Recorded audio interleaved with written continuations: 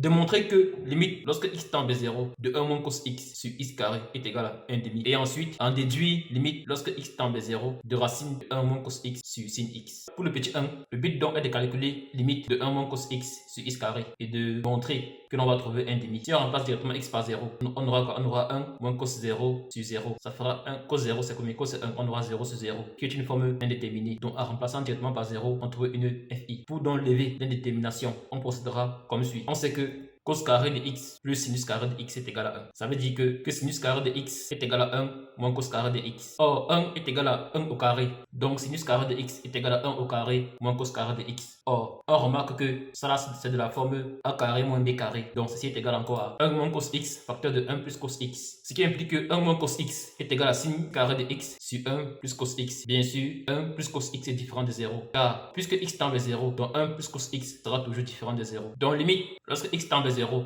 de 1 moins cos x sur x carré est égal à quoi? Limite lorsque x tend vers 0 de sin carré de x sur 1 plus cos x tout divisé par x carré. Ce qui est égal à limite lorsque x tend vers 0 de sin carré de x sur x carré facteur de 1 plus cos x. Ce qui est égal à limite lorsque x tend vers 0 de sin carré de x sur x carré fois 1 sur 1 plus cos x. Or limite lorsque x tend vers 0 de sin x sur x est égal à 1. Donc limite lorsque x tend vers 0 de sin carré de x sur x carré fois 1 sur 1 plus cos x est égal à quoi? Limite lorsque x tend vers 0 de sin x sur x tout au carré fois 1 sur 1 plus cos x. Or, sin x tend vers 1, donc tout ça tend vers 1. Et en remplaçant x par 0, on aura 1 sur 1 plus cos 0. Or, cos 0 c'est 1. Donc on aura 1 plus 1 au dénominateur qui fait 2. Ici donc est égal à 1 fois 1 demi qui est égal à 1 demi. Conclusion, limite lorsque x tend vers 0, 1 moins cos x sur x carré est égal à 1 demi. Petit 2, en déduit limite lorsque x tend vers 0 de racine de 1 moins cos x. On veut calculer limite lorsque x tend vers 0 de racine de 1 moins cos x sur sin x. Or, on a démontré que limite lorsque x tend vers 0 de 1 moins cos x sur x carré est égal à 1 demi. On sait que racine de 1 moins cos x sur sin x est égal à quoi? Racine de 1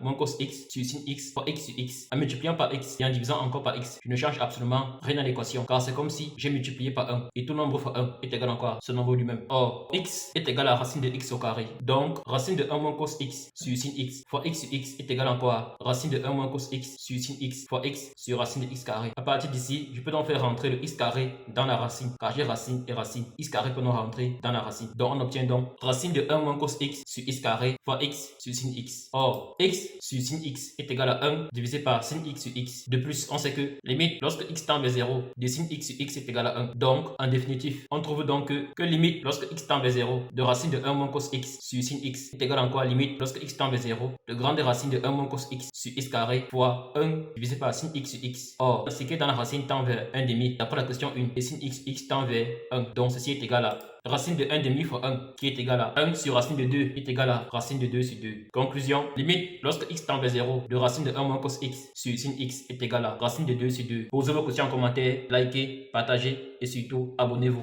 Ciao.